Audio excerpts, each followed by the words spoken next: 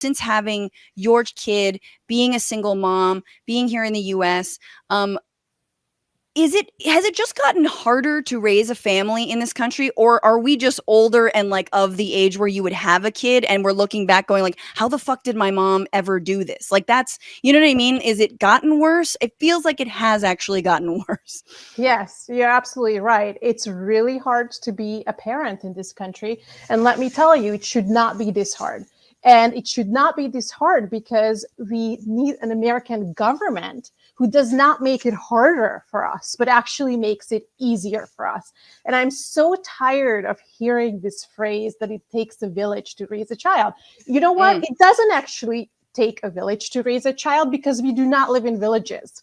We live in the only developed nation in the world without paid family leave, right? We live in the only country in the world where we are paying more for childcare than we're paying for housing. So no, it does not take a village to raise a child. It takes an American government who would finally prioritize our needs as women and working moms versus prioritizing corporations and their friends. So that's my really upset answer here as a single mom who has gone through this is, you know what, let's don't blame ourselves that we're failing as mothers, because I used to do that to myself. I used to think that as a single mom, I'm failing here because I'm not giving my son the white picket fence and everything is so hard.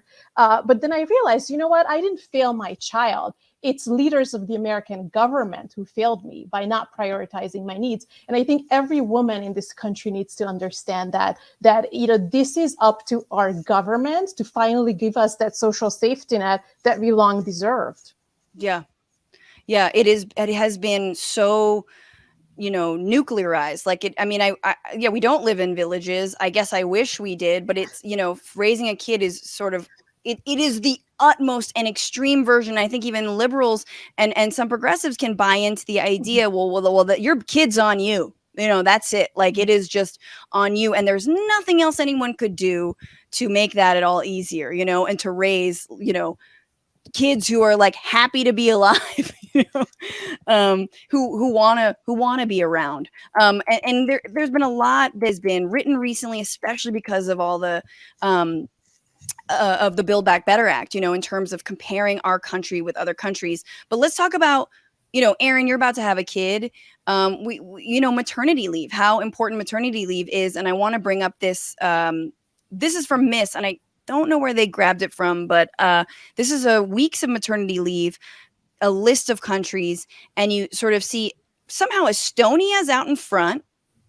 Hungary's up there, Lithuania, and the United States. There's about 35 countries on this list at the dead last.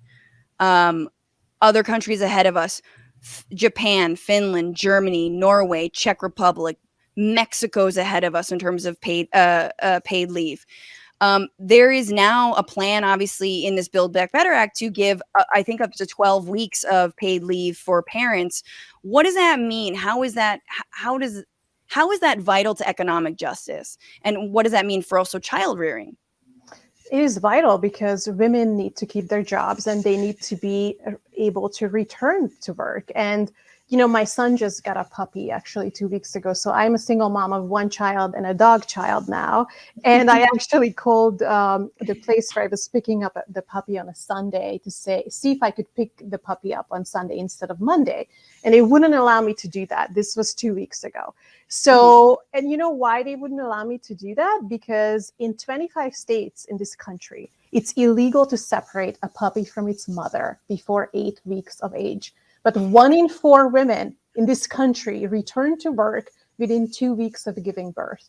Yeah. Not by choice, by necessity, because most women cannot welcome a new family member and have a new child to feed without pay. And yes, many workers, 113 million workers in this country, are not even covered under FMLA, which would have offered them job protection and 12 weeks of unpaid leave. So it's idiotic to think that this is how we are treating women. This is the reality. I wish I could make up these facts, but I am not making up these facts. So what is this saying? How are we treating women in this country? So the Build Back Better plan does offer 12 weeks of paid leave if we would finally agree that this is something that women need.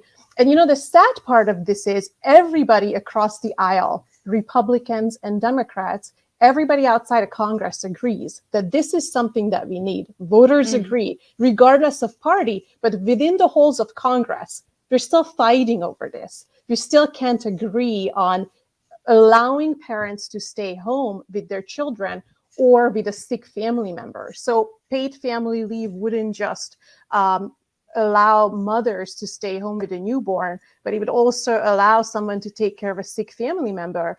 And, Right. let's face it, at one point in our lives, we have to stay home to take care of someone.